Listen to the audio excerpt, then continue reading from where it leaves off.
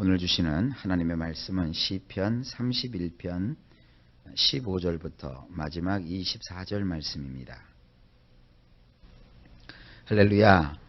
어제에 이어서 시편 31편 후반절 15절부터 24절의 말씀을 함께 보겠습니다. 자, 다윗이 어제 그 말씀을 보게 되면 굉장히 어려움을 겪지요.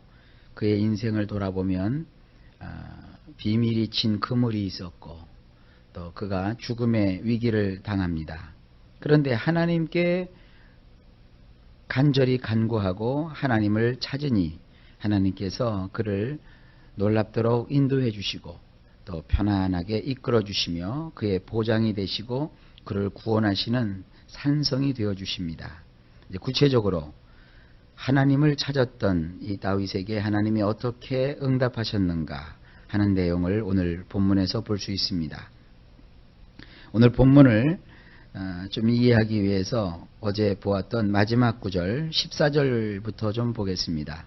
여호와여 그러하여도 나는 주께 의지하고 말하기를 주는 나의 하나님이라 하였나이다.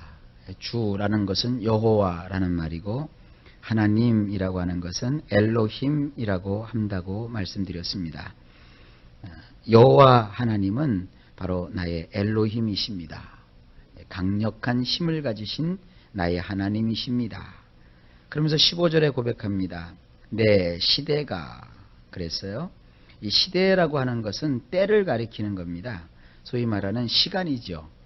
날 때, 죽을 때, 먹을 때, 마실 때, 입을 때, 살고 죽을 때, 우리 인생이라고 하는 것은 이 때가 있어요. 근데 그 때가 누구에게 있느냐? 하나님께 있다는 거예요. 그 나의 인생이 하나님의 손에 달렸다는 거예요. 그 고백을 다윗이 하는 것입니다. 그러면서 여기 뒤에 뭐라고 말하고 있습니까? 내 원수와 핍박하는 자의 손에서 나를 건지소서. 여기 손이 두 종류가 나오죠. 주님의 손이 나오고 원수의 손이 있어요. 그리고 주님의 손이 나오고 나를 핍박하는 자의 손이 있어요. 여기 원수라는 말과 핍박하는 자라고 하는 말이 나와요. 원수는 다윗의 대적을 뜻하는 것이고 그 대적이 다윗을 잡으려고 또 다윗을 자기에게 끌고 오면 포상금을 주겠다고 현상을 내걸었단 말이에요. 그러니까 다윗과는 아무런 상관도 없는 자가 돈을 벌려는 목적으로 다윗을 지금 해하려고 막 추격을 하는 거예요. 그래서 이 핍박하는 자는 다른 말로 하면 사냥꾼이에요. 다윗을 잡으려고 막 혈안이 되어 있는 거예요. 왜 그러잖아요. 사람이 지금 어떤 사람 때문에 상처를 받고 아주 힘들어서 괴로운데 꼭 중간에 끼는 사람들이 있죠. 그 나의 대적이 되는 사람의 뭐 친구, 이웃, 또 그와 가까이 지내는 사람도 나를 한 번도 만나지도 않고 내가 누군지도 모르는데 그냥 입장구를 치는 거죠. 맞장구를 치면서 맞아 그래. 그리고 또 심지어는 말이죠. 그 원수하고 무슨 관계가 있는지 모르겠지만 나를 대적하는 일에 그도 한몫 거둔단 말이에요. 참 그게 안타까운 겁니다. 왜 옛말에도 있잖아요. 그 나를 괴롭히는 누구보다도 그 편 들어주는 누가 더 밉다고. 지금 이제 그런 상황이죠. 근데 나의 인생이 그들의 손에 달린 것이 아니에요. 하나님의 손에 달렸다는 거예요. 그들 때문에 내가 군박에 처하고 그들 때문에 내가 좀 어려운 일은 당할지 모르겠지만 나의 인생은 요즘식으로 말하면 나의 운명은 그들 손에 달려 있는 게 아니에요. 하나님의 능하신 손에 달려 있습니다. 그런데 오늘 본문 말씀을 가만히 보면 주의해서 읽으셔야 돼요. 내 시대가 나의 때가 주의 손에 있사오니 그랬어요. 주님의 손 안에 있다는 거예요. 그러니까 나의 모든 시간과 나의 모든 인생의 때는 하나님의 손 안에 두셨다는 거예요. 그리고 또 여기 보면 내 원수와 핍박하는 자의 손에서 나를 건지소서. 이 손에서 건지신다는 것은 그들의 손으로부터 그들의 손으로부터 밖으로, 그들의 손에서 밖으로 빼내신다는 거예요. 하나님께서 여기서 건지소서라는 말은 뭐냐면 끄집어내소서라는 뜻이에요. 그래서 나의 그 인생의 모든 살고 죽을 때, 또 나의 인생 가운데 여러 가지 때는 하나님의 손 안에 두시고, 그리고 원수가 나를 잡으려고 그 손을 펴서 나를 붙잡지만 그 손에게서부터는, 그 손아귀에서부터는 나를 밖으로 끄집어 내소서. 놀랍도록 대조가 되죠. 이 시편 말씀에서 다윗이 고백을 하는 거예요. 나의 모든 인생은 하나님의 손 안에 있습니다. 원수의 손 안에 있는 것이 아닙니다. 거기서 나를 하나님 꺼집어내 주십시오. 그리고 16절에 보니까 주의 얼굴을 주의 종에게 비추시고 그랬어요. 여기서 이 비춘다는 말은요, 빛을 비춘다라는 뜻입니다. 여러분, 창세기 읽다 보면 태초에 하나님께서 천지를 창조하시는 장면이 나오죠. 첫날에 뭐라고 말씀하세요? 빛을 만드시죠. 빛이 있으라 하심에 빛이 있었고 그랬어요. 이 빛을 비춘다는 것은 구약 성경에 있어서 아주 중요한 뜻입니다. 빛은 생명과 행복과 밀접한 관계가 있는 거예요. 그러니까 빛을 받았다, 빛을 나에게 비추셨다라고 하는 것은 내가 이제 행복하다, 내가 죽음에서 건짐을 받았다, 내가 병에서 치료를 받았다, 이런 뜻이 있는 거예요. 특별히 빛은 시간과 관계가 되어 있습니다. 15절에 나의 때가 주의 손에 있습니다 라는 말과 아주 밀접하게 또 연결이 되죠. 왜냐하면 하나님께서 빛을 만드시고 나서 낮과 밤을 나누셨다고요. 낮과 밤이 나누어졌잖아요. 그러니까 하나님이 나의 인생에 빛을 주신 것은 이제 고난과 고통, 축복과 형통의 그 구분이 명백해진 거예요. 빛이 비춤으로 인해서 낮과 밤이 나누인 것처럼 하나님이 그 얼굴 빛을 나에게 주셨다는 것은 이제 나의 인생에 분명한 구분선이 생겼다는 거예요. 이게 내가 행복인지 불행인지 모르는 그런 게 아니라 이제부터는 불행이 끝났고 행복이 시작되는 거예요. 이제부터는 모든 환난과 핍박이 끝났고 하나님 주시는 큰 은총의 시대가 시작된 거예요. 뿐만 아니라 빛이 비추이면 저녁이 끝나고 밤중이 지나고 아침이 시작되는 것이죠. 인생의 아침이 시작되는 거예요. 인생의 아침이. 그러면서 주의 인자하심으로 나를 구원하소서 그랬어요. 인자라고 하는 것은 캐세드를 뜻하는 것이고, 여기서 구원하다라는 말, 이것도 아주 의미가 있는 것입니다. 원래 이 구약에서 구원이라고 하는 것은요, 어떤 말에서 온 것이냐면 넓게 만들다, 넉넉하게 공급해 주다, 이런 말에서 구원이라는 말이 나왔어요. 그러면 넓은 말의 반대말이 뭐죠? 좁다. 또 넉넉하게 주셨다라는 말의 반대말이 뭐죠? 가난하고 빈약하다. 그래서 가난하고 빈약하고 눌려서 고통스러운 것, 이것이 구원의 반대말이에요. 그럼 반대말로 얘기하면 나를 건지고 그리고 나를 구원하소서라는 말은 뭡니까?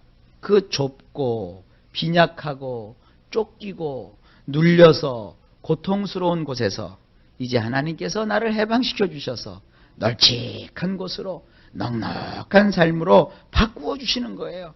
하나님이 그 얼굴을 나에게 비추셔서 그 인자하심 가운데 나를 넓게 하셨고 나를 넉넉하게 하셨고 나를 건지시는 이런 구원의 역사가 나타난다 이겁니다.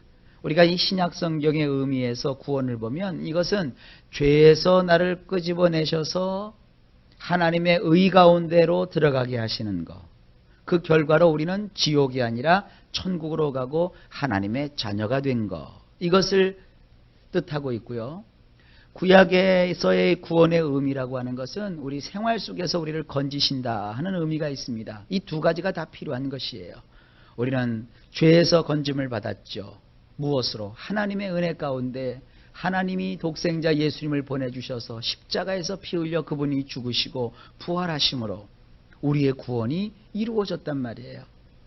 그러면 구원받은 사람은 이 세상에서 완전히 사라지느냐? 아니죠. 여전히 이 세상에서 하나님이 허락하시는 때까지 삶을 살아야 된다고요. 그 사는 날 동안에도 하나님은 그 얼굴빛을 우리에게 비추어 주시고 삶 속에 크고 작은 그런 문제 가운데서 나를 건져내시는 이런 구원의 역사를 이루어 주시는 것입니다. 우리는 구원을 받았습니다. 그리고 오늘도 하나님께서는 모든 생활 속에 구원의 은총을 베풀어 주실 것입니다. 17절에 여호와여 내가 주를 불렀사오니 나로 부끄럽게 마시고 악인을 부끄럽게 하사 음부에서 잠잠케 하소서. 여기도 나의 삶과 악인의 삶의 모습이 대조가 되지요. 내가 그 어려움 가운데서 하나님께 했던 일 한 가지는 뭐예요? 하나님을 부르는 거예요. 여호와를 부르는 거예요. 이게 기도지요. 하나님을 찾는 거예요. 하나님을 찾는 자에게는 놀라운 축복이 있습니다. 이 목회를 하고 사람들을 만나다 보니까요, 사람들에겐 참 이상한 특성이 있더군요. 마음이 편안하고 좋을 때는 하나님을 부르고 찾아요. 그러다가 조금 마음에 좀 들지 않고 좀 어려운 일이 있으면 이상하게 하나님을 멀리해요. 그런 축복받은 마음이 아닙니다. 성경에 보면 하나님이 쓰셨던 하나님의 사람들은 평상시에도 하나님을 찬양하고 하나님께 감사했지만 어려운 일이 오면 올수록 더 하나님께 적극적으로 달려가서 하나님을 불렀어요. 하나님을 찾았어요. 여러분, 그것이 신앙의 정로입니다. 그런데 우리 신앙의 반대자인 마귀는 우리를 거꾸로 이끌지요. 그래가지고 어려울 때일수록 하나님을 더 멀어지게 만들고 하나님으로부터 멀리 떠나게 한단 말이에요. 하나님으로부터 멀리 떠나는 그와 같은 모습을 우리는 뭐라고 해요? 시험 들었다 그러죠. 시험은 사실은 그것은 아닌데 우리가 그냥 흔하게 쓰는 말로 그가 시험 들었다 그럽니다. 그런 의미에서 여러분 절대로 인생 살면서 시험 들지 마세요. 하나님께로 가까이, 하나님께 가까이 하는 것이 나의 복이고 하나님께 가까이 하는 사람에게는 이러한 기회가 주어져요. 보세요. 하나님 내가 주를 불렀사오니 나로 부끄럽게 마소서. 이 부끄럽게 마소서라고 하는 것은 말이죠, 굉장히 뜻이 있는 말입니다. 이 부끄럽다라는 말은 뭐냐면 창피를 당한다, 망신을 당한다 이런 뜻도 있지만 실패한다라는 뜻도 있어요. 그래서 지금 다윗이 고백하는 거예요. 하나님 나로 하여금 부끄럽게 마시고 오히려 저 원수를 부끄럽게 하소서. 그래서 그를 수월에서 잠잠하게 하소서라고 고백을 해요. 여기 지금 굉장히 무시무시한 기도입니다. 음부라는 말은 수월이라는 뜻이고 수월은 지구 밑, 땅 밑이라는 뜻이고 이것이 지옥이라고 번역이 돼서 쓰여요. 그러니까 그 내 원수로 하여금 지옥에 떨어져서 거기서 찍소리도 말고 잠잠하게 하소서. 이런 기도예요. 근데 이 순서를 보면 이렇습니다. 하나님 나로 하여금 실패를 이제 하지 않게 해주세요. 망신을 당하지 않게 해주세요. 창피를 당하지 않게 해주세요. 이런 구원을 위해서 기도했고 원수를 위해서 기도하는 건 뭐냐면 지옥 가게 해주세요. 이렇게만 기도한 게 아니라 사실은 원수가 내가 받아야 될 창피를, 내가 당해야 될 실패를, 내가 받아야 될 망신을 당하게 하소서. 그 원수가 막 기세가 등등해서 나를 잡아 죽이려고, 나를 넘어뜨리려고 막 와서 별별 짓을 다 해봤는데도 안 되는 거예요. 그 원수가 낙심을 하고 낙담을 해가지고 결국 마음에 상처를 입고 원수가 죽어서 음부로 떨어지는 거예요. 그러니까 지옥 가게 해주세요라고 기도한 게 아니라 원수가 나를 이기어 개가를 부르지 못하게 하소서, 오히려 저가 부끄러움을 당하게 하소서 이렇게 기도를 했더니 원수가 그대로 하나님의 응답하셔가지고 망해요. 안 돼요. 창피를 받아요. 망신을 당해요. 인생이 완전히 폭삭 주저앉았어요. 얼만큼 주저앉았느냐? 음부에 떨어질 정도로 그의 인생이 폭삭 주저앉았어요. 그러니까 어떻게 돼요? 아무 말도 못하는 거예요. 이건 원수로 하여금 꼭 지옥 가게 해달라 그게 아닙니다. 원수가 그렇게 완전히 무너져 내리게 해달라고 하나님께 간절히 간구하는 거예요. 어제도 봤지만 다윗의 그 고통이 하루 이틀이 아니에요. 한 달, 두 달이 아니에요. 여러 해 동안, 수년 동안 그 억울한 일을 계속 겪었어요. 그러면서 다윗이 하나님께 부르짖었어요. 하나님 제발 좀 나를 살려주시고 원수가 자꾸 나의 인생을 자꾸 이렇게 꺾어 놓으려고 하오니 어떻게 하면 좋겠습니까? 하고 주님께 자기의 사정을 아뢰었던 거예요. 그랬더니 하나님께서 들어서 역사해 주시는 겁니다. 자 보세요. 18절에 교만하고 완악한 말로 무례히 의인을 치는 거짓 입술로 벙어리가 되게 하소서. 원문에 보면은요 18절에 제일 앞부분에 뭐가 나오냐면 벙어리를 만들어 주세요. 이 벙어리라는 말과요 앞을 보지 못하는 맹인하고 똑같은 말이에요. 그래서 원문에 보면 벙어리가 되게 해주세요, 맹인이 되게 해주세요, 이런 표현이 제일 앞부분에 나와요. 누구를? 나를, 의롭게 살려고 하는 나를 법도 없이 무례하게 치는 그와 같은 자. 근데 치기는 치되 뭘로 나를 치느냐 하면 창으로, 칼로 나를 치는 것이 아니라 교만하고 완악한 말로 나를 친단 말이에요. 여러분 그러죠? 어떤 그 일을 겪게 되면 말 때문에 더 시련을 당할 때가 많지요. 차라리 저 사람이 말이라도 하지 않으면 괜찮을 텐데 말을 가지고 사람을 그렇게 공격하고 무너뜨리려고 하고 넘어뜨리려고 한다고요. 그러니까 얼마나 많이 괴로웠겠어요. 말도 진짜 참말을 하면 얼마나 좋겠어요. 있지도 않은 말, 정말 나를 억울하게 하는 그런 말들을 만들어서 이걸 성경은 뭐라고 해요? 거짓 입술. 그래서 막 나를 공격하는데 다윗은 거기에 상처받지 않고 뭐라고 기도해요? 하나님 저 사람이 저런 말을 하지 못하도록 벙어리 되게 해주세요. 저런 걸 보지 못하도록 눈이 보이지 않게 해주세요. 지금 그런 기도를 하는 거예요. 이걸 방어 기도라고 해요. 방어 기도. 19절에 주를 두려워하는 자를 위하여 그러나 쌓아두신 은혜 곧 인생 앞에서 주께 피하는 자를 위하여 베푸신 은혜가 어찌 그리 큰지요. 여기서 이 은혜라고 하는 말은요 토부라는 말입니다. 선하시다는 뜻이에요. 좋다라는 뜻이에요. 그리고 여기 인생 앞에서라는 말은 사람의 아들들의 눈앞에서라는 뜻이에요. 이게 뭡니까? 그렇게 원수가 막 나를 공격하고 말의 화살을 쏴서 나를 온통 만신창이를 만들려고 하는데 이 다윗은 그들을 맞서서 막 말싸움을 하지 않았어요. 여러분 억울한 말을 들으면 그냥 말싸움하지 마세요. 그거 거짓말이다 이렇게 딱 되면은 말싸움하지 마세요. 뭐라고 그래요? 주님께 피했어요. 주님께 피했어요. 막 어떤 사람 그러잖아요. 너하고 말다툼하면은 교회부터 안 나와요. 아니 왜 꼭 그런지 모르겠어요. 남의 말을 다른 사람한테 나쁜 말을 들은 건 그냥 들은 거예요. 예배는 예배예요. 그러니까 억울한 일을 당해서도 예배는 드려야 되는 거예요. 왜? 하나님께 피하는 거죠. 여러분 어떻게 하나님께 피하겠습니까? 어디에 하나님의 산성이 있고 어디에 하나님의 요새가 있습니까? 하나님의 말씀 안에, 예배 안에 우리의 피할 하나님이 함께 하시는 거예요. 그러니까 이 세상에서 오히려 억울한 일을 겪으면 겪을수록 예배가 회복되고 하나님께 나와야 그 하나님이 주시는 위로를 받게 되는 것입니다. 그러므로 여러분 하나님께 피했던 이런 사람에게 베풀어 주시는 하나님의 그 선하심, 하나님의 그 좋은 것, 그런 것이 있음을 꼭 잊지 마십시오. 20절에 주께서 저희를 이 하나님께 피하는 그와 같은 사람들을 어떻게 하시느냐? 은밀한 곳에 숨긴다고 그랬어요. 이 은밀한 곳이라고 하는 것은 은닉처예요. 그리고 사람의 꾀에서 벗어나게 하시고 비밀이 장막에 감추신다 그랬어요. 여기서 이 장막이라고 하는 것은 사방으로 칸막이가 된 안전한 장소예요. 사방으로 칸막이가 돼서 나를 삥 둘러 지키는 곳에 하나님이 나를 탁 두셨단 말이에요. 그래서 뭐예요? 구설의 다툼에서 면하게 하시리이다. 구설이 뭡니까? 입으로 하는 싸움. 말다툼에서 나를 면하게 하신다 그랬어요. 그러니까 누구한테 억울한 말을 들었어요.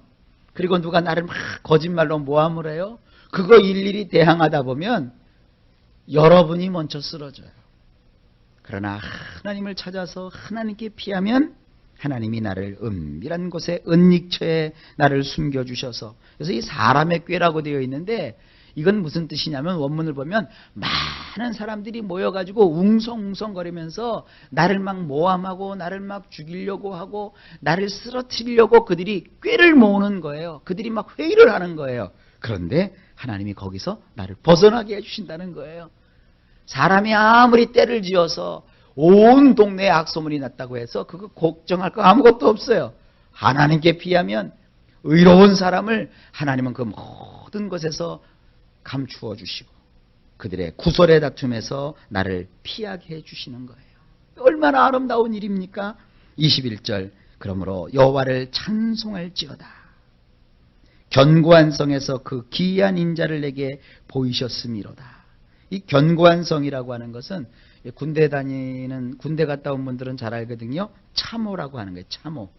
그래서 아주 안전한 곳이에요. 막 총탄이 날라와도 피할 수 있는 그런 곳. 그런 곳에서 하나님이 놀라운 인자, 이건 캐세드입니다. 캐세드를 내게 보여주셨다.